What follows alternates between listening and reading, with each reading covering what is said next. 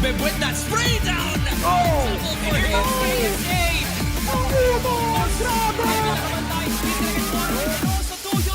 Will be the peak of Crossfire Philippines Valley.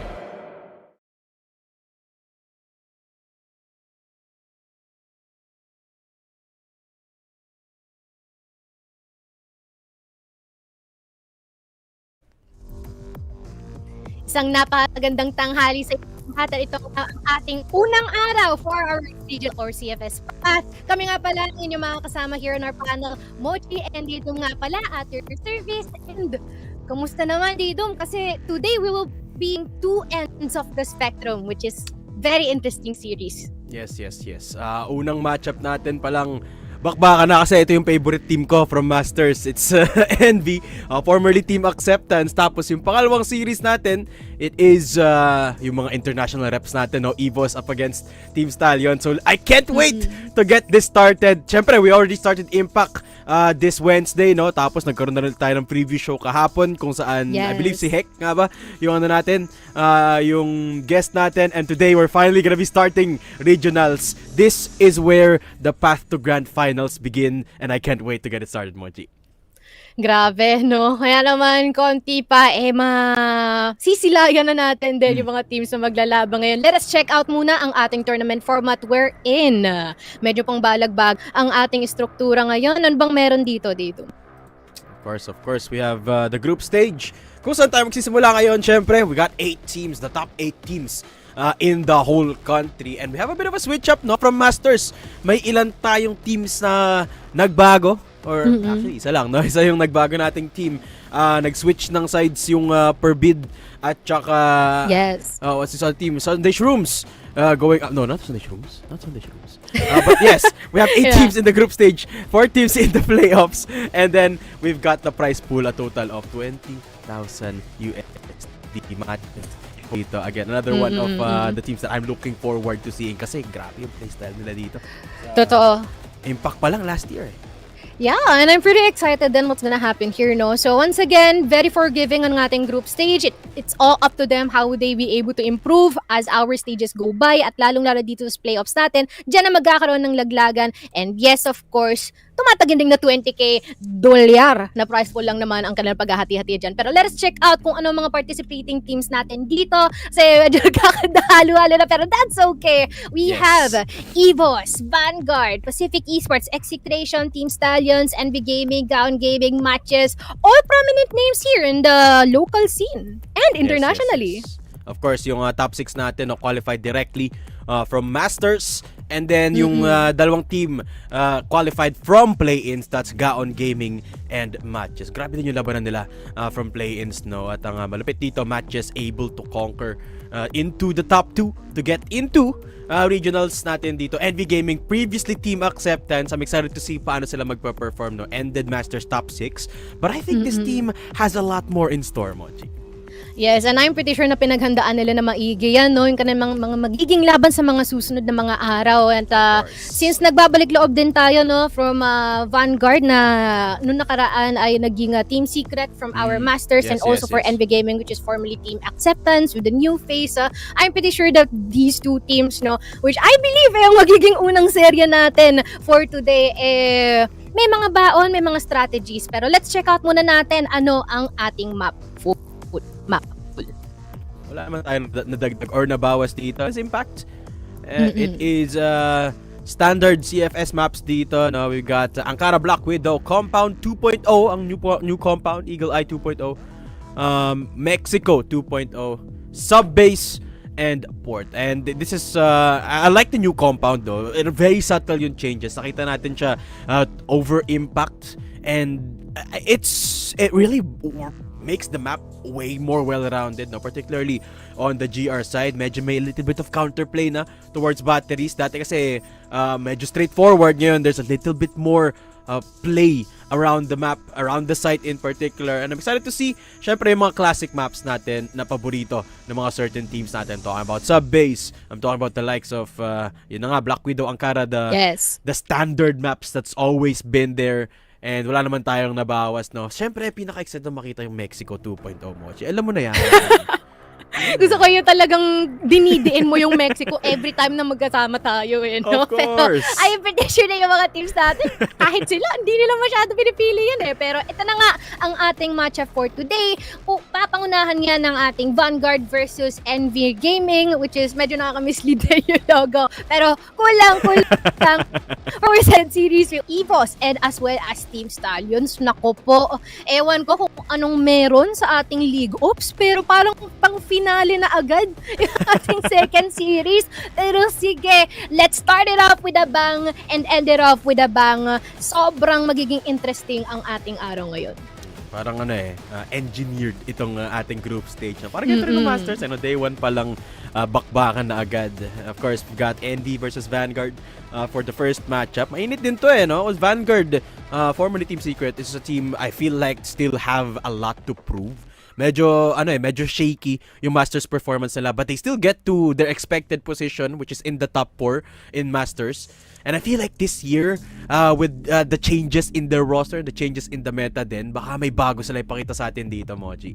Yes, of course. And tulad na nasabi mo, ang daing mga nagbago, mas naging competitive day by day yung mga nangyayari ngayon sa ating Crossfire. And as well as yung integration na rin ng mga new guns natin, siguro pwede natin i-anticipate yun maya-maya, no? Mamaya may integration ng mga yon, or maybe much more bolder moves or much safer movements or playstyles ang ihahatid sa atin ng mga teams natin for today.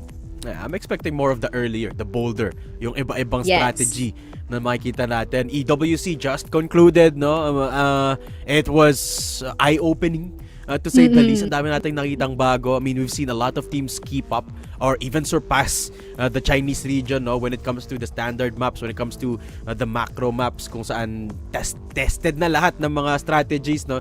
So I'm excited to see ano yung papakita sa ating bago ng mga teams. Speaking of teams, the first one we're going to talk about today dito, Mochi, sino nga ba sila? It's going to be Vanguard, no? Formerly Team Secret, been brought back to their former selves. Well, I believe magkakaroon tayo ng recent integration for Dogs. I mean, nandiyan na siya for quite some time, pero ngayon nasa main roster siya ngayon, and as well as itong si Was na penalitan itong si Jamero. Tingin mo anong magiging impact nito? I feel like this is going to add to the firepower of Vanguard. Not to discredit the previous roster, no, pero apart from Dugs and Woos kasi andito na rin si Kid from Hell from Sunday Shrooms last season, no. So this is gonna be interesting to witness from not just a macro point of view, from a talent point of view, but also from a mindset point of view, no. I wonder what the changes will bring to the way Vanguard approaches the maps. Feeling ko mas magiging ganado sila this season, and this is the perfect starting ground up against NV Gaming. And idagdag na rin natin siguro na parang vouch by the Tondo people itong si Woz, no? Na as much as possible, kung kaya niya maghatid ng ingay, ng gulo, ng sigla, at ng confidence sa kanyang team, ay ibibigay niya yon. So, most likely, meron tayong kaunting moral boost na mangyayari dito from Vanguard, for sure. Yeah, absolutely.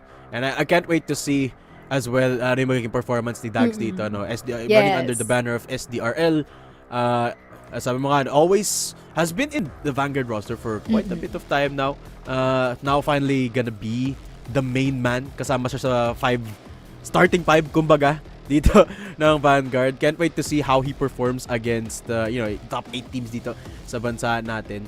And syempre, this is the biggest proving ground, no? Kasi top 2 seeds dito makakapasok ng Grand Finals, no? So meron kayang mababagong upset. I mean, for the most part of the last year, it's EVOS and Stallions na lagi nagre-represent sa bansa natin, no? So baka maybe now is the time na may mag-dethrone sa dalawang yun.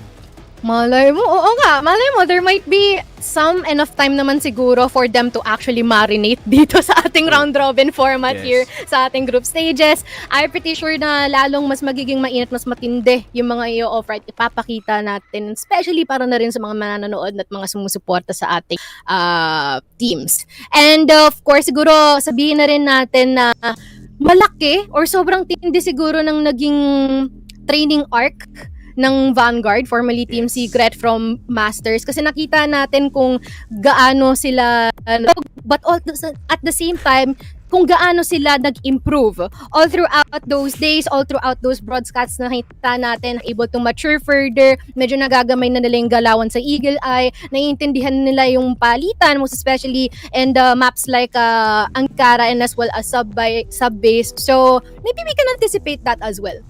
Yes. Of course, the key thing na naalala ko from Vanguard, no, from Masters, they are a team that learns quickly. And when you've had that amount of time pass between two major tournaments, gano'n nga ba katagal yung break natin? It's like 1 whole month halos or lagpas pa. Yeah. Lagpas pa ng 1 whole month, no? So yes, that's definitely a lot of time to prepare. But I feel like I could say the same thing for all of our teams dito, no? Yes. Matanong kita, Mochi, when we started Impact, nagulat tayo kasi puro 2-1 yung games, no? Sunday Shrooms, the defending champs, even taking back-to-back losses. Nagulat ako doon kasi ang lakas nila last season. Do you think we're gonna be seeing similar upsets sa group stage ngayon ng regionals? Do you think magiging close din yung mga series natin, lalo na ngayong day 1? Alam mo, men, hindi na ako magtataka if ganun uli yung magiging tema natin, puro 2-1 yung ating mga nagiging laban, which is also good. Nakakapagod, but at the same time, very, very much deserve din ng mga teams natin. Yes. Kasi doon na nagka-come into fruition na despite the fact na nahihirapan sila lalo dahil mas lumalapit yung mga laban, it just means that we're already bridging the gap in terms of as well as yung prowess nila as a team and as a player na rin siguro individually. And it's pretty nice na we are finally having this certain aspect na alam na natin or meron tayong mga terms or adjectives how we can describe a specific team, which just means na yung identity nila paunti-unti na ring nabubuo. Ito, Mochi, let me ask you this, no? Ako, personally, I am keeping a close eye on, syempre, NV Gaming. Last season ko pa sila pinapanood. MATTJESS as well, no? Finally getting relegated to regionals this year. And this team kasi, very defined yung playstyle nila, no? I mean, some would say one-dimensional, some would say linear. I would say explosive. I would say fast, quick. I love their playstyle. Sila yung, itong dalawang team na to yung tinitingnan ko na posibleng, kumbaga, magpatumba sa mga ating established team. Wow! That's subment. Pero that's just me. I wanted to ask you the same thing. Sino yung sa tingin mo magkakaroon ng magandang season dito for at least ngayong regionals this year? Are we like including yung mga given na? Like Stallions? Ayun, I think that's also a given, no? Sila. Yung Team Stallions and as well as itong si EVOS. Pero just as we are talking about that, pag-usapan naman natin ang NV Gaming. Formerly Team Acceptance, these bros all the way from Visayas, we be anticipating yung mga people natin. NL, sila, no? Wherein right now, ang current leader or IGL duty ngayon na nakalapag dito ay si Nomad, while binalik din nila si Heck onto primary sniper role. Yes, NV Gaming, of course. I feel like this team, despite their decent enough performance, I mean, in my opinion, in Masters, no, I feel like they're still a bit of an underdog when it comes to the top 8 roster, no, but still kind of plagued by consistency issues. But you can see the potential is there. Grabe yung talent ng mga players na to, no. Siyempre ngayon si Nomad in the roster as well. There's gonna shape up a little bit of the hierarchy dito sa roster, but I feel like it gives a little bit more structure to the way they approach the games. So I think it's gonna look good this first series, no? Kung ano yung mangyari up against Vanguard is going to determine ano mangyayari for the rest of the group stage para sa kanila.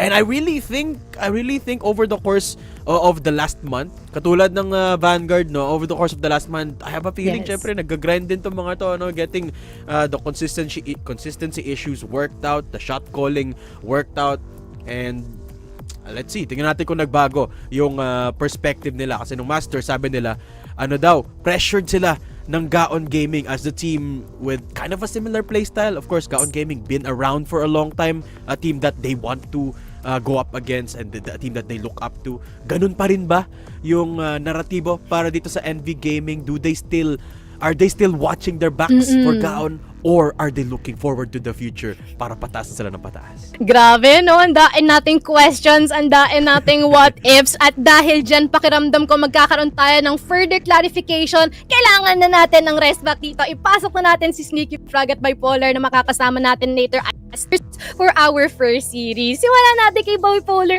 Kamusta ka na, Bipolar? Alam nyo, okay naman ako dito. Sana gumagalaw yung camera ko dito, no? Pero yeah, Ayan, gumagalaw. CFS 2025 Path Philippines, it's a day one kung saan ang ganda ng, again, storyline natin. Sisimulan natin ng isang bakbakan just like Masters before. And I'm just ready para sa ipapakita ng ating mga players kung gaano nga ba sila nag-improve from the off-season. Yes, wonderful stay. How about you, Sneaky Frog? It's been a while. Galing ka pang Riyadh, which is congratulations, Yes. no? Musta naman? Yun nga, just like I said nung previous show, it is hot sa Riyadh. Parang yung labanan nga natin today. Obviously, yun nga, gonna be, I wouldn't say I would be as biased sa Vanguard kumpara nga dito sa last season. Kasi nakita naman sa previous show, no? 2-1 NV Gaming yung naging prediction ko. Pero hopefully, maging maganda yung labanan natin. Let's hope for a map day. Wonderful. Ikaw, Didong, baka may question ka sa casters natin. Wala naman. Let's guess the show on the road. Casters, hindi nyo pa pwedeng simulan yung laro. Joke. Hindi. Kailangan pa palang hanapin na naman uli yung mga buton-butones natin para i-start. Pero before we even dive right into our laban, no? Check out muna natin ang ating map veto for our first series. Once again, guys, highlighting this Vanguard versus NV Gaming. Natin na mayroong mga patunayan at patuloy na lalaban para gumawa ng pangalan dito sa ating PH Pro scene. We already have a couple of picks here. We have new compound and as well as sub-base. And finally, our decider in Ankara. Any thoughts here? Alam nyo, looking at Eagle Eye 2.0 as a band dito ng ating NV Gaming, and it is a good part on them, yung port din. For new compound as a map pick for Vanguard, it is a map where they really, alam mo yun, gumaling sila, dito sila nagpakita ng laban. Pero for NV Gaming to be having the sub-base, we might go into map number 3 here. Yun lang ang tingin ko dito. So with Ankara being picked, maging 50-50 tayo pagdating doon. Yeah. Interesting. I mean, feeling ko a bit iffy dito yung naging sides pick ng Vanguard or ng Envy actually with starting BL side Sa on base? compound of all things pare. Hindi dito sa Okay, new sa compound compound. namin. And the fact na baka sobrang confident sila pagdating dito sa kanilang BL side and they can go on the weaker side first, maybe try nilang agapan dito sa second half. Pero feeling ko nangyari dito, Mochi, the two best maps ng both teams actually were picked out kasi they decided to ban Port, they decided to ban Eagle Eye. Feeling ko it's more about these teams having a permaban more than anything. Man, this is quite of a challenge, no? How about you, Didum? Sneaks. I feel like this is I feel like this is a bold move. I think this is intentional from NV. No, I mean, you know Whoa. me. I love hyping this team up. Pero Blacklist, it's hard on compound, but if they can make it work, dire-diretso na yan, 2-0 na yan. Because sub-base is map number 2. BL side pa nga yung panimula doon ng NV. So, let's see. Let's just say I already have my prediction. Wow, grabe! Ang tindi ata ng talima ngayon dito in terms of prediction. At dahil dyan, sige, ikaw na rin nagsabi, ano ang ating predictions dito? Kasi ako personally, I want to go 2-1 in favor for NV Gaming. How about, sige, starting from Daydom, pa horizontal tayo. Chronological. Ano tayo dito? 2-0. Let's go with the Whales. NV 2-0. That's my prediction. 2-0? Okay. Sige, pantay natin yung CISO saglit. Gagawin kong 2-0 kay NV, Dadum. sorry. Direct, yeah. 2-0 kay NV. Balik. NV. Ayan. For me naman, I'll go 2-1 in favor of Vanguard.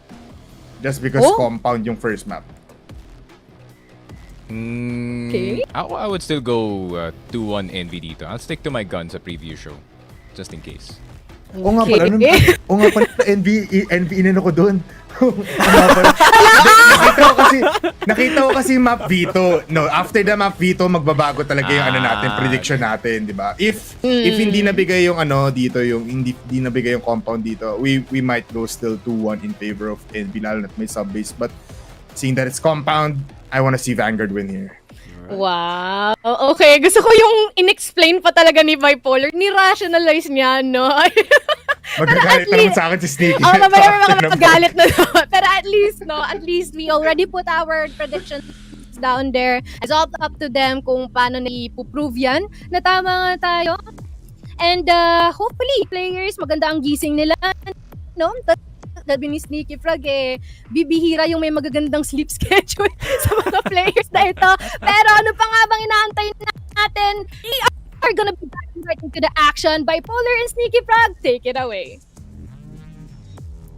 Well, you know what, Sneaky? It's been a rough season for everyone before this game. But yes, Sneaky, any thoughts pagdating sa first day natin? Anything that you want to say? Especially it's a VG and NV.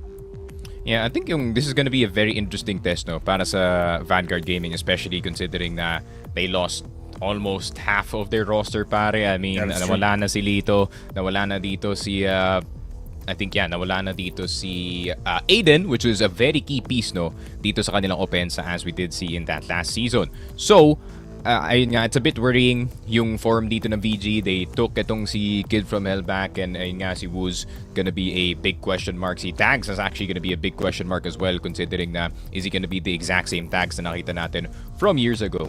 So, it's gonna be a lot to prove para dito sa Vanguard. Pero para naman sa Envy, no, the only person na pinalitan nila, which is, ayun, si Zenny lang. And then Zenny, that's pretty much it. Nomad having a familiar role, or not a familiar role, which is yung IGL, and ngayon NV Gaming, that's a familiar slate para sa kanya, pare. This is just literally Herbie Gaming with Heck. So pamilyar na pamilyar dito yung NV. So NV does have the experience being together more dito sa series natin, no? Yeah, I agree with you on that, Sneaky. Lalo na nagpalit na nga sila. Just like what you've said, si Nomad na kukuha ng captain role natin dito. Ma-activate lalo si Heck. We were talking about this even with Salvatore and with the other casters na Heck, di niya kailangan mag-isip ng place for his team. He's just gonna be listening to his team and looking to get those frags pagdating sa ating mga mapa. Pero for Vanguard, yeah, sobrang sakit na makita mo na si Aiden na wala dito on their side, tama nga ba, Sneaky? So it might be a bad time for Vanguard, but with Kid from Hell, feeling ko may with Kid from Hell being in this roster now, hindi matatapalan yung nawalang butas dito ni Aiden, but he might progress as the time goes on. Yeah, and it's actually interesting as well, no, na Vanguard was one of the few teams that can actually consistently make Kid from Hell work, no, kasi considering yun nga, Kid from Hell's already familiar with Tito kay Dre, Tetsu, and the other players na nasa loob ng Vanguard, no, and nakita naman natin from the first Impact season, from Vanguard, I think first or second Impact season na nakita natin from them, they just dominated with that roster. Nakasama si Jamero, nakasama si Kid from Hell. So if it's any coach to make Kid from Hell work, it is gonna be Buku. Pero titignan natin, no? I mean, the new guns are gonna change a lot para dito sa regionals natin. I feel like it changed a lot para dun sa EWC, no? It's really about who adapts the fastest dito sa mga teams. Like, how good are you on the HK? How good are you on the EBR? Kung gaano kagaling yung TRG nyo is really, really gonna be important. Especially now na feeling ko, there is a lot of teams adjusting to the faster pace, pero meron ding ibang teams na nagsa-slow down rin. So, you're getting a lot of variety, no? Dito sa buong mundo ng Crossfire with these new guns. Yeah, tama ako dyan, Sneaky. One thing to point out as well, yung may kita nating matchup later on, which is EVOS Stallions. EVOS actually took the slower approach. Nabanggit mo din last time na Alcadzia ang playstyle nila in some maps. Pero on this one, it's gonna be, again, NV versus VG. Pagdating sa compound ba, Sneaky, I was saying na this is VG's map, and they did perform well pagdating sa Masters before. Do you think na, again, with Aiden out of the picture, with a new roster, magiging mas agresibo ba nga ba dito ang VG, or will it be the same kind of playstyle na parang sabi ni Buko, isusurprise natin sila every time?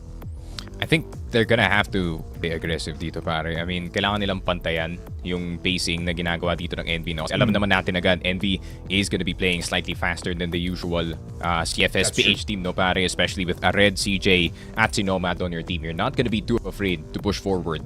Kasi, ayun nga, you got some sick riflers that dun nga sa team mo.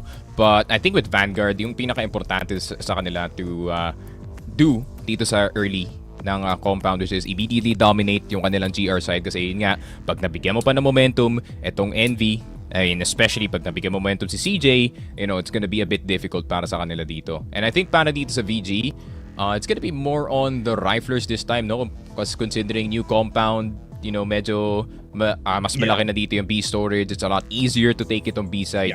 And ayun nga, A-Long's gonna be more wide open. Ang daming pinagbago sa mapa na to that really changed a lot of timings, especially when it comes to itong B pillars natin. So I feel like we're gonna see a lot of head-to-head fights at the start of the round, pare, just to try and get some map control. Kasi yun naman talaga yung playstyle ng dalawang teams natin, is to immediately get map control and choke the other team out. Yeah, very much. And with that map changes as well, feeling ko magiging with the bigger place, with the bigger playground para sa ating mga teams, marami tayong may kitang side pushes on A, on B sa may exit and or towards pillars. Pagdating naman sa mid, feeling ko wala masyadong hindi magiging mostly dominant dun si Heck. He's gonna be playing with his team, I think, pagdating dito sa ating mapa. For Tetsu naman, ako lang ba, kasi when we saw sa EWC, wala masyadong nag-play towards mid for these teams. I mean, may presence pero hindi masyadong pinaprioritize ng mga teams. They were really looking towards the pag-hold ng mga side. I think the only round I can recall na nag-aggressive sa mid yung anyone outside of PH was like 9-7. I think 9-7 yata yung score. It was AG versus someone. And yun nga, they did the secret push papunta nga dito ng CA.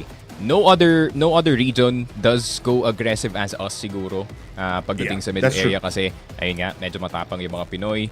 And obviously, yung nga, EU, China, they also like the more methodical way of things, no? So nag-iiba yung mid nila. So instead of mid, lumalaban na lang sila dun sa B entrance and they, you know, hope for the best dun, pare. Pero hindi dito sa Pilipinas, man. We need that map control, especially itong container mid. And especially nung secret pa yung Vanguard, no? They're actually very, very good at taking itong mid-con. And pag nakuha na nga nila yung mid-con, they can kind of push back yung entire lineup, no? Which really forces the hand ng kanilang kalaban dito to make anything happen. So, I think yun yung isa sa pinaka malaking strengths ng Vanguard is forcing mistakes galing dito sa kanilang kalaban, pare. Yeah, and speaking about forcing mistakes and doing a mid aggression, we're gonna be seeing we might be seeing a lot of placement dito kay Heck, na him going towards tower kapag nasa BL side sila. We'll be seeing him frag it all out. Siya maging basically turret eh. Pwede siya maging hold down potential dito, take out the rotators kapag mag-push nga yung mga players natin ng mga riflers on the side of Envy going towards store B or store A. Kasi nga, right now we're just really predicting kung ano nga ba yung mga playstyle ng ating mga, being that they're coming off the they came off the off season. Baka ngayon may iba na timpla ang ating mga teams, but mid is gonna be the playstyle, is gonna be the main focus para sa dalawang teams, especially for VG. Lalo na dyan si Buko, alam naman natin, he wants that control, like 70% of the map. When they do get that percentage ng control or map control, dun natin nakikita na maraming pwedeng gawin ang buong VG. Oh, for sure. I think para kay Heck especially, I think he should come into this game with the expectation na meron siyang target sa kanyang likod. Kasi alam mo naman si Tetsu, man, we've seen him snipe time and time again. The man is not afraid to peek around the corner. Kahit binabaril na siya, pare, he will still try to go for the peek. So, ayun nga, expectations para dito kay Heck. Maybe try and avoid those early fights with itong kay Tetsu, considering Heck is a very, very good closer sniper, pare. And he can bail you out of so many situations with a clutch. So, ayun nga, I think just anticipate na Tetsu is gonna go for an opening frag sa start ng round and then, you know, try and see what you can do after, no? Pero, knowing kasi Envy, they're gonna have a very unique way of trying to counter that, pare. Maybe a bit more presence dito sa B side, maybe a bit more presence dito sa CA. But those mid fights are gonna be very interesting. Pero para sa akin, men, the Heck versus Tetsu na matchup, yun nga, no, minention mo nga yung tower kanina. I feel like Tetsu is gonna barely touch itong tower unless yun nga, no, tapos na yung round and they're just holding itong C4 natin. But then Tinico is the type of guy to still constantly look for opportunities. Para naman dito kay Heck, no, I think he's gonna be a tower merchant. Kasi yun nga, madaming spots that you can cover with tower, EA, curve, mid as well. So, depende na lang talaga. I mean, it's a variety of playstyles between yung dalawang sniper natin, man. Yeah, tama dyan, Siki.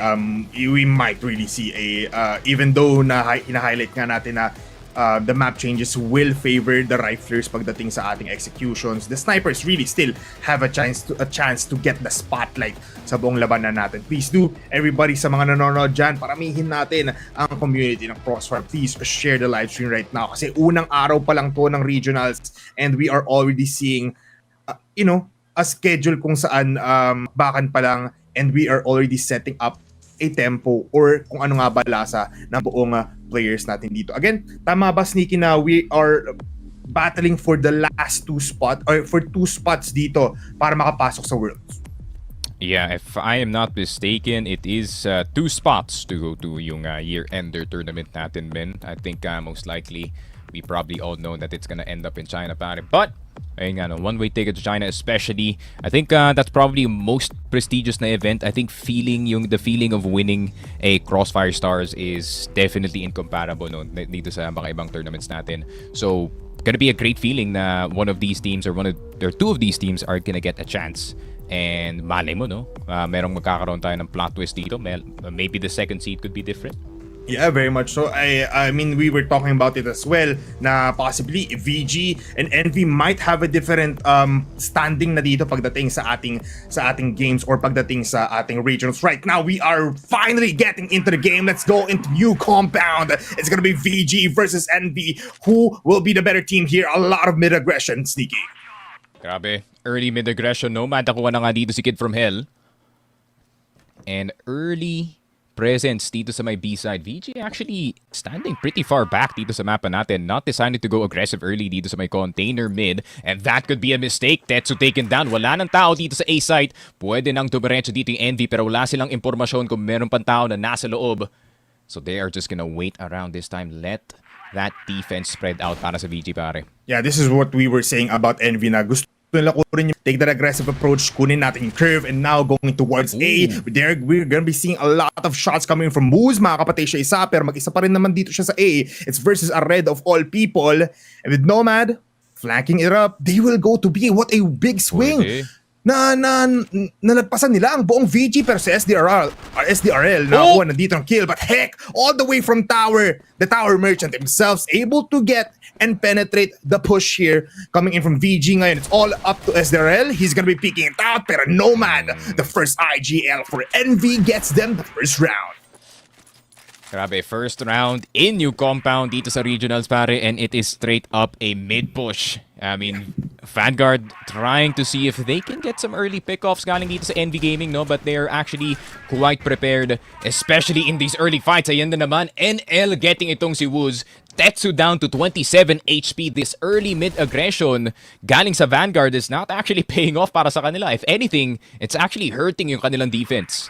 Yeah, I mean, looking at it, talagang pag tumingin ka dito sa mid when you're on the GR side VG, you are looking at 4 players. So palagi kang dehado in terms of fights. But right now, still another fast push going into A. It's gonna be a 2-man push coming in from MV. Kid from Hell though, rains hell on dalawa. CJ and NL falls down just like this. At yung C4 nasa A, kailangan gumawa ng milagro dito ni Nomad pero mamatay lang din siya. Kid from Hell activates himself dito sa...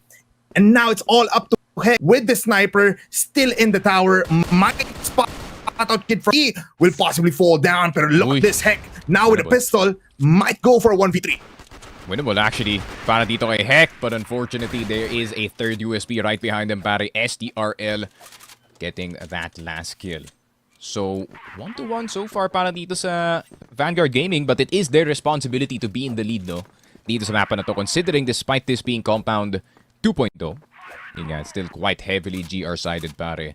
Pero, yun nga, NB a bit of a mistake pagdating sa kanilang positioning right then and there, letting itong si Dracifer and si STRL just kind of farm up dito sa my curve position natin. Pero napakaganda naman are actually napaka-far back naman ang depensa dito ng VG, which is very unfamiliar, no? Feeling ko na-anticipate nila na Envy would try to go for another swift push but not in mid. Instead, dito sa B site, and they could guess correct. But at the same time, one good setup galing sa Envy, pwede nilang kunin itong B site. Yeah, it's so free kung titignan natin. I mean, it is a 3-2 setup kung saan 3 players on B, tas iikot-ikot lang si Wooz. With this double sniper setup from them, it's gonna be giving them a lot of space. Pero look at this, SDRL enables himself, gets 2 kills. Nomad, nag-aantay lang dito ng prime opportunity. Waiting for SDRL to push, and he might get the kill. Kakagat nga ba dito yung SDRL? Hindi pa rin naman, and he backs off. What a discipline play para sa kanila. They put up a one-man advantage. I like that, man. Using Dracifer as a bait dito sa may entrance B natin, and then just letting those 2 players swing, especially with the HK, pare. Napakadali na lang yan. And Nomad, unfortunately, gonna be left dito sa loob ng store B. Gonna try to get that trade, pero dahil nga nakabalik na dito si SDRL sa loob ng site, pero SDRL looking for something. Pwede ba siya mapunish dito? An EBR will definitely hurt his chances. And ayun nga, Nomad will get SDRL. Wooz nasa loob pa ng B-side. So that B-side is still locked down. Pero kung makuha nilang dito si Wooz, man, somehow, some way off of that sniper position, pwede silang pumasok ng B-side. But look at the spread dito ng Envy, man. Napakakalat nila. Yeah, sobrang kalat, sobrang malayo mga players natin. At kung titignan natin yung timer natin, 30 seconds na lang natitira dito. Kailangan na mag-isip ng buong NV kung saan nga ba sila pupunta. Mukhang they're going towards B. Pero maganda rin ang position dito ng VG. They're putting up 2 players here together with Kid from Hell. So our 2 new players coming in for VG will be looking towards stopping this push. 10 seconds in, NL magpa-flank up mula sa curve. Wooz will hit the shot, never mind. Oh, what a collateral from this guy. NL ngayon papasok at siya naman ang kuha ng 2 kills. There's no more time, Sneaky. Unfortunate turn of events. What a shot mula kay Wooz. Grabe, round-winning shot galing dito kay Wooz, man. Collateral with the TRG. These new snipers are no joke, pare. And that might just be the play that gets Vanguard back in this game, man. I mean, Envy Gaming felt like they had control dito sa round, but unfortunately, a good sniper can end them all. Wooz though, same exact sniper nakuha na naman si Nomad. 1 player off. It's a 4 versus 5. Naku po, wala pang mid-control itong Envy, so they're gonna have to do another re-clear just so they can get some map control. And it's getting desperate, pare. Pati si CJ nadamay na rin. Tetsu around the corner. Now with the rifle, this time no-scoped by Mr. Heck, pero Dracifer on the other side of the map. Bipolar, inuubos na dito ang Envy isa-isa. Wala, sugatan na dito ang buong NV and they cannot see any map control right now as Wooz, again, aggressiveness is the key. This guy is on 5 kills already. This map alone has been enabling him, pero si Heck ngayon just needs a pistol. Walang no scope, ngayon double kill with the USP, pero napapaligiran na siya, nasa likuran si SDRL, isang backstab ang papatay sa kanya. 3-1, and this is what you expect from a compound GR side, no, especially when it is VG on this side, pare. That expert sniping, surprisingly, not much galing kay Tetsu. It was mostly itong si Wooz doing most of the work gamit na kay ng TRG. But this double sniper is really giving so much pressure dito sa mapa natin. And it's CJ pa ang nawala dito, pare. CJ, a momentum-based player out of the picture already. And it's not gonna get any better para sa Envy if they cannot find anything, pare. Yeah, this is not good for Envy. They are getting wounded every time. Nasusugatan sila to a point na hindi na sila makalakad. Napipilayan sila right now. Nagdi-discontinue ating mga players. Pero for VG, it's Wooz to take the lead. And given that naman na hindi naman palagi tumitikim dito ang NV on A, so wala masyadong nakikitang action si Tetsu. Now he moves towards the other side. Pero si Wooz, this guy, now on 6 kills. Naaangatan dito even si Heck on the tie game. And they're playing with the time right now, Sneaky. Parang nag-aanap pa rin sila ng picks, pero yung buong VG hindi bumabadya, hindi sila lumalabas. Yeah, playing disciplined here. Fully knowing yung experience naman ng mga players. They know not to go forward with that system. Pero kalmado lang sila at this very moment. Vanguard not really having to do anything, no pare. Tamang stay lang dito sa kanilang posisyon. The only position they have to worry about is long. And pag nawala na dito si NL, that's gonna be a done deal. Pero NL, gotta look for an opportunity possibly dito kay Tetsu. Heck, una mahuhulog para sa kanyang team. Envy, it's gonna get a lot worse if you cannot get the entrance player. Pero Tetsu nakatalikod dito. NL, opportunity of a lifetime. If he can get this headshot, this could be the one to get it. Yun lang! That's gonna be one. Meron pa isa na nasa loob ng site. Woos, good shot. Woos, another one with the sniper. Woos with the 3K! Nako po! The streets weren't lying about Woos, pare. This kid is good. Yeah, this Tondo boy is really out there. Ang Wonder Boy ng Tondo. Kung may Wonder Boy tayo sa EVOS, meron din tayong Woos na able to go toe-to-toe with him. At ngayon with the sniper, he is iba, kakaiba dito. Making Grabe plays naman yun, man. left and right.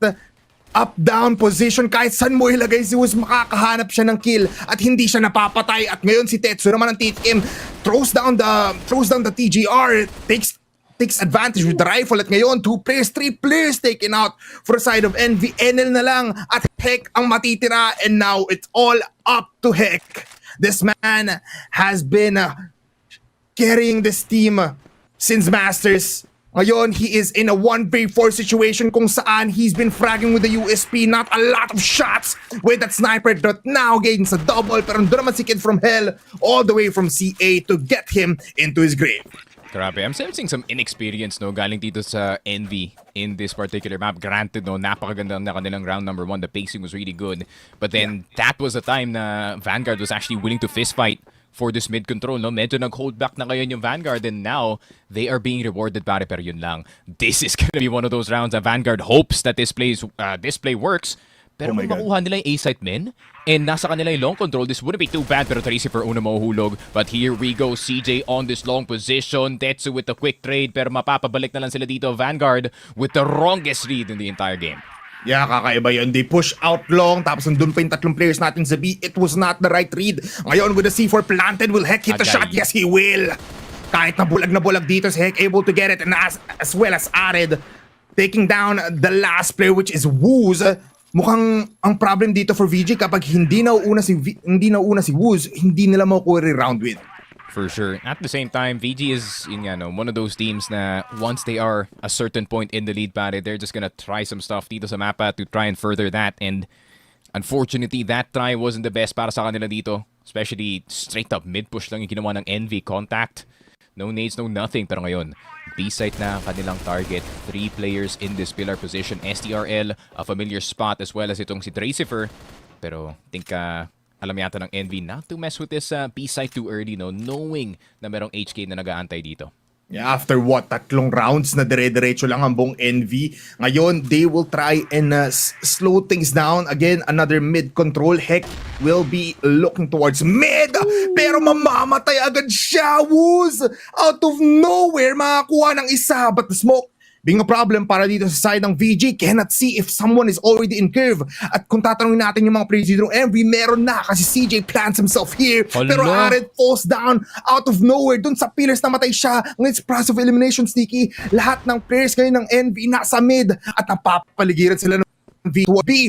But NL ngayon, kasama ka ni CJ, can they get in quite clearly without a lot of wounds? Pero look at this, mamamatay lang ulit si CJ and not get the kills that he wants.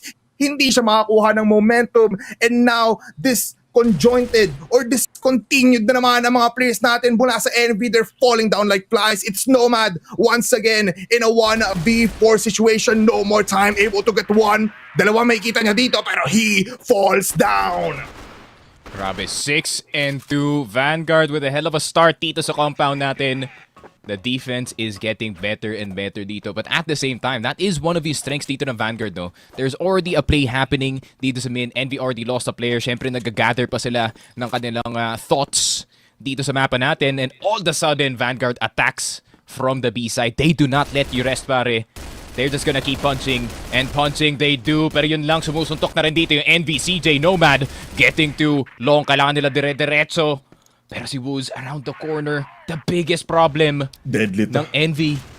Pero TRG yung kanyang hawak, pare. It does need time na kumasa. Pero hindi pa ipupull ng trigger ng Envy. They're actually gonna wait around, look for that timing. Pero Woos, suspecting na merong long push na may mangyayari dito. Yeah, nag-aantay pa rin siya. He is waiting for that push and he knows pag hinode niya to, able to get 1 kill, he will win this round of 4 VG. Pero pre-positions on the others or on the other corner dito ng A site natin, it looks like VG will still be holding a lot of players here in A. A great read coming in from them. And it's all up to this race. Maunang makakuha ng kill with a double kill as well. He falls down to the hands of NL. Pero buhay pa rin naman dito si Wooz. Hindi pa siya napapakita. Pero na-clear out agad ni Ared. And with a double kill on him, that is our first half, 3-6. And yeah, 3-6. Envy not bad. In all honesty, no, pagdating sa kanilang BL side, they got 3 rounds. In Vanguard now having to get 4 para ipanalo yung game na to. But now, with Envy being more on the GR side, a lot more comfortable pagdating sa mapa natin. And let's see what the defense looks like para sa kanila dito. Pero same old para sa Vanguard, no? They're playing a lot more slower kumpara sa kanilang last season. Pansin ko actually. Pagdating na sa BL side, they still wanna go for like what initial pickoffs. Tapos after nun, saka sila magde-decide. Pero for Envy, tama ata prediction natin dito, Siniki, that they will go and put 2 players or 1 player here in mid para at least if ever man magpupush dito ang VG on the BL side, may at least isang pick-off mula sa kanila, makes things easier on the defending side. Pero look at this, NL in a great position, Arid as well dito on B side. Pero mukhang they're putting a lot of pressure right now for VG towards exit or towards long A. Yeah, I think magtatapon yata ng flash dito si Tetsu in this B side. Try to draw some of the players' attention, no? Yeah. Para makadaan ng mid itong Vanguard. But no, actually they're gonna assign some players na pumunta dito ng B side. So it's turned into a 4-1 into a... I mean, it's still a 4-1, but it's the other way, pare. 4 players in the B side, 1 player na nasa loob ng tower. This is gonna be slightly rough to go for. But with the right nades, pwede silang pumasok na B side. NL spotted in the corner. Nakita ni STRL na tumapon ng nade dito si NL. That's gonna be the first one. Second one, Woos and STRL. The double entry is gonna work so far. Pero si CJ hindi pa namamatay. Nandito sa loob ng EB. CJ will get Tracifer. So that's a 3v3. Kung makakuha sila ng Storby control, pare, retakeable pa naman to. But then Heck is so worried na merong flank na manggagaling dito, man. VG is in their heads, pare. Yeah, parang namamanipula na sila ng buong VG and VG is just waiting for these kinds of push kung saan mas angat sila. And now, they have 2 players left para tignan and both of these players are coming in from the side of Curve. Tetsu, long-range shots, might get the third. Can he hit the shot? No! Heck, makakuha pa rin ang isa. This pistol of him has been deadly pero Tetsu pa din ang mananaeg. 7-3 already. Kaya pala tumingin sa likod itong si Boss Heck. He probably pressed tab and nakita niya buhay pa dito si Tetsu. So he probably assumed na this guy was already tap walking all the way too long as soon as that C4 was planted. Pero hindi, Tetsu playing discipline this time. I'm liking it galing dito kay Tetsu, no? He's not actually egoing the sniper too hard. To be fair, Tetsu was originally a rifler, no? Eh ngayon, he's just letting Woos work the TRG. And with him being let's just say not too bad of a rifler, pare, we are seeing a bit of a resurgence galing sa kanya dito. It's actually working out para sa VG, but a bit of a mid-push ongoing. No flash, no nothing, man. Smoke lang ang kailangan ng VG para makapasok dito ng A-site. Kid from Hell. Gonna try to look for the Z player. And ayun nga, NL will get Kid from Hell eventually, pero hindi nila mapatay si NL sa loob ng Z. Tracifer will go down, 2 versus 3. One-man army with the HK 417. Woos will get Heck. STRL, hindi pa rin mapatay si NL. NL with an absolute hold in the C position. Woos gusto pumasok, pero pati si NL, hindi siya nagpapapasok dito sa A-site bipolar. Man, that Z hold mula kay NL was intense. Ilan nakuha niya dun? What, 3 or 2 at least? Able to stop the push. Tapos, I mean, nakapasok yung VG dun mula sa mid ng dry. Wala man lang anything. They just use the flash as concealment. This is ang surprise yung gagawin nila. It was enough for them to get into curve, to get into EA. Uy. Pero ngayon, CJ activating himself once again. Double kill. Siya naman ngayon ang magpipik ng dry. Naked. Nothing. Yun nga. That's what I expect galing dito sa Envy, no? They are not afraid to go for that double peek dito sa mid to try and get that early read, pare. And obviously, and itong si STRL caught off guard already. 2 very key players. And VG, it's gonna look a bit desperate para sa kanila dito to try and look for an opening. But we are gonna see some individuals trying to go for some aggressive peaks dito, pare. Pero napakaaga pa naman ng oras. VNVG can take their sweet time and looking for angles here. Pero para naman sa Envy, hindi nila kailangan gumalaw dito. All they have to do is stay on their side of the map. Yeah, all they have to do is wait for them to get into the crosshairs sa kanilang LOS. Ang ganda rin hold to coming in from sa B site ng Envy. Hindi makapasok basically ang buong VG. Now they try their luck dito on long A. Unang titikim dito si Tetsu pero Nomad in a great position to get one. Might get two pero he falls down from the shot of through all the way from the back. He gets a double kill. Heck, nakakuha rin ng isa. Pero it's a 1v3 situation. Ang pop-off king natin mula sa VG. This debut from him has been ending pero kaya niya pa ba pumitaas? Who's not able to get the shot in. Still not damaged pero yung flash nandun. The shots will not connect. CJ to get the kill. Grabe, the resurgence from Envy. Dito sa second half natin, this is what we were talking about, na picking BL is worth it kung ito naman itsura ng GR namin. And heck, also on a tear dito sa mapa na to. So many players already on double digits para sa Envy. Sabay-sabay silang umiinit dito. Just a bit more from a red, a bit more galing dito kay CJ. And this could be the dub that they're looking for to start off yung season natin. Oh, but then that's not how you should start a round, Mr. Bipolar. Crowd speak galing kay Woos. Instant quick scope dito kay Heck. Yeah, crazy play coming in from Woos. What was that? Siya lang ata makakagawa nun and that kill to getting this first set. I mean, nakakuha ng kills dito, nakakuha ng rounds ang Envy, pero with Heck out of the picture, with him not being able to penetrate the defense and stop the pushes, mahirap to para sa kanila. Pero kung titingnan natin ngayon, hiwa-hipolay pa rin naman ang buong VG squad natin. 2 on long, 1 on B. Pero right now, we can see who's still trying to pick these out. Ngayon, siya ang titikim dito sa tower. CJ knows that someone is here, but this is deadly spot for Woos, pero he gets the kill. What was that? A double kill mula sa kanya. He plants himself again. Isang sentry para pumatay ng dalawa and na wounded ang Envy. Grabe, Heck is not the only playmaking sniper dito sa mapa na to. Woos has come alive in this game. That is another one para kay Woos. 20 strong in this game. Nomad, the last one left alive against 4. No chance, pare. 8-5 Vanguard. Woos willing that win papunta sa direksyon dito ng Vanguard. And only 2 points needed for the VG squad in order to claim itong compound 2. Envy are dumbfounded, pare, kung paano nangyari yun. And they are playing as far back as possible. Mukhang confused pa sila sa nangyari, pare. Man, I mean, there was nothing wrong. Isa silang nandoon as a mid. And just able to flick from left to right. I mean, right now, 20 kills, Nikki. 20 kills. Kanya ang naambag niya sa buong VG. We are not... Di tayo sanay na a VG as a squad are able to provide these kinds of numbers. They are powerful. Pero for them to have someone like this, to have someone as dominating as Woos, this is just... unseen. Ngayon si Tetsu from that corner, able to get a headshot. Pero trade-off ngayon, here on long A, able to get some shots in. No way. Angat pa rin naman ang mga player in terms of HP. Wala pa rin na in terms of players. But Woos, in this tower position, He's through. Nahihirapan tuloy ang buong Envy towards this defense. They get inside curve. Papasok sila ng baby. Wala any repercussions. Paano sila nakapasok dito ng libreng-libre? Arid na wala. Nawala ng bula at si Woos nakakuha ng 2K! What? 22-10. That is a statement start dito sa CFS Regional Finals, pare. Vanguard may be coming back, but it seems like Woos has not left whatsoever. Grabe talaga. The new wonder kid from Tondo. Just like then, Treats were right about Woos. He is a very, very good player, pero very good din naman dito si NL. 11-9 so far in the game. Good opening dito kay Tetsu, who hasn't had the best game, pare. 6-11 so far for the sniper. Pero mapapabalik dito yung Envy. They got what they wanted dito by Polar.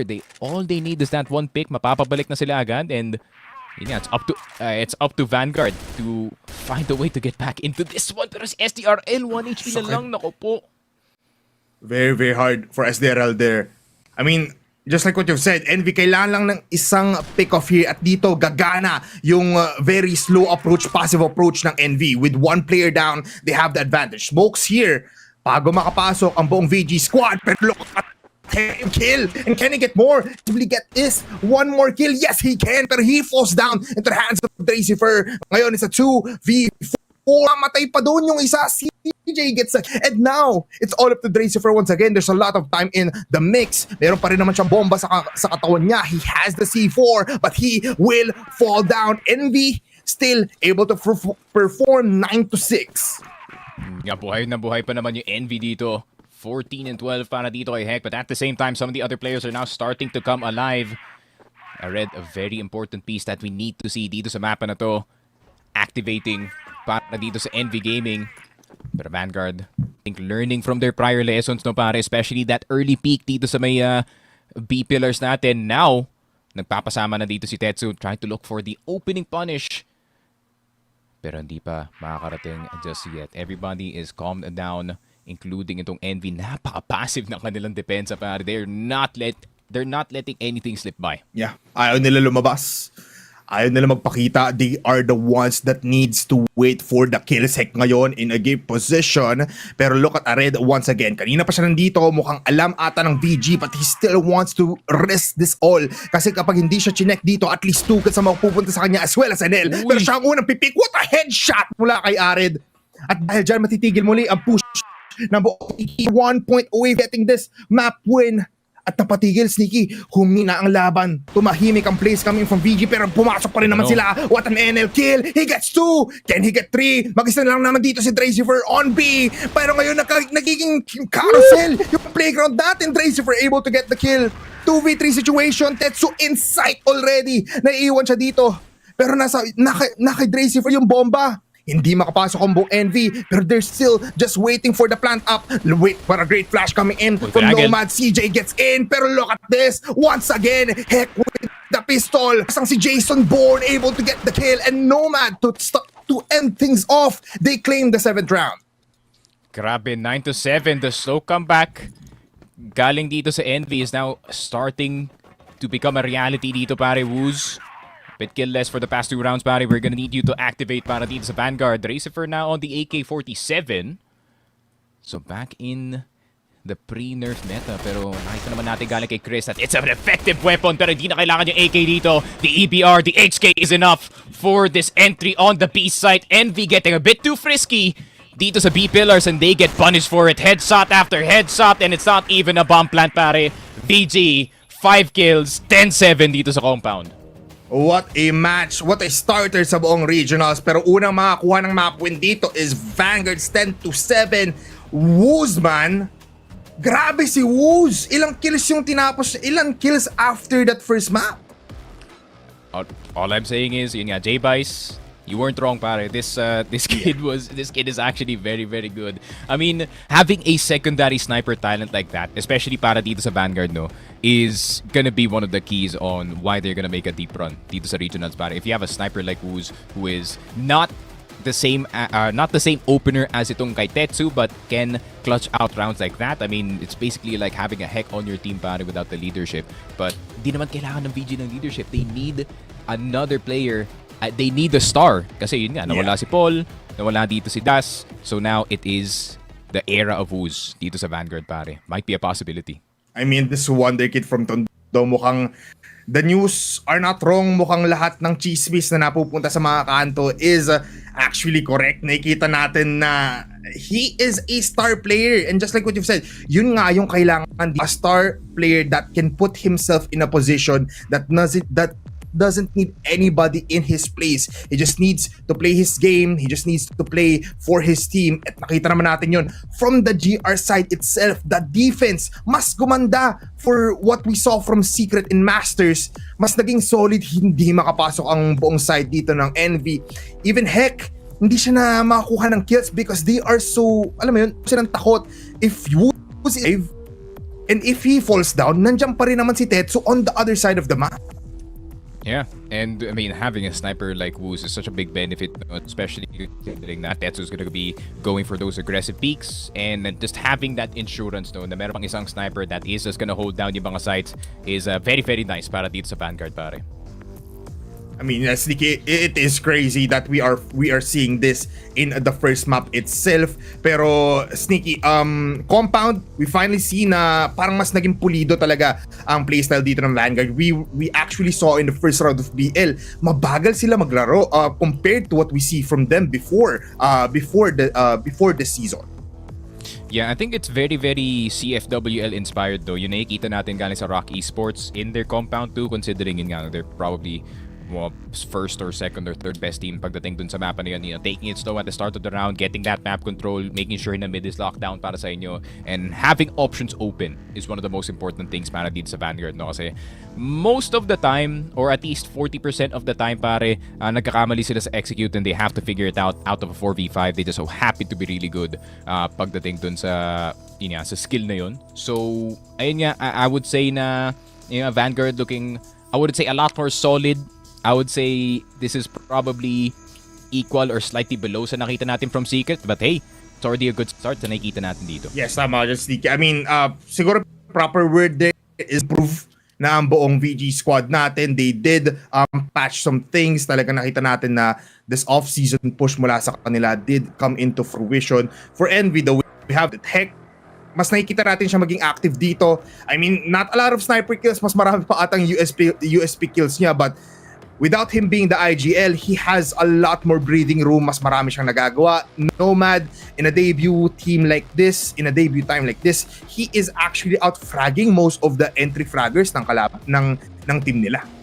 Oh, for sure. And I think para kay Hekno especially, I think yung stats might be a bit inflated considering na some of the situations he's been in a 1v3, you know, does get 2 kills or something like that. So realistically talaga yung overall impact dito ni Hek was actually questionable pagdating nga dito sa kanilang BL side or pagdating dito sa kanilang GR side. So I think it's just the nature of the map na pagdating talaga sa compound, ang hirap mag-snipe, especially the ones na sobrang sanay pagdating sa mga long range, medium range fights natin. Kasi compound, you really have no choice. You're gonna have to see QC. So it is better for yung mga more flashier, more younger snipers natin dito, pare. Yes, tama dyan, Siki. Right now, we are gonna be finished muna for this, the Caster's Deck on map number 1. Oras na para makita nyo muli ang ating panel. Let's talk about it even more. Mochi and Daydom, kamusta kayo dyan? Maraming salamat sa ating mga casters. And nakita mo naman din kung gaano naging katindi and some key improvements and as well as changes na rin as given and month na kailangan nilang mag-build pursige sa kanilang pagbuo ng synergy in their team. Ito lang, Mochi, I just want to say off the bat, Wooz, I'm sorry I wasn't familiar with your game. That was an insane performance on the sniper ni Wooz from the get-go, no, Mochi. I mean, Wooz was such an impactful player.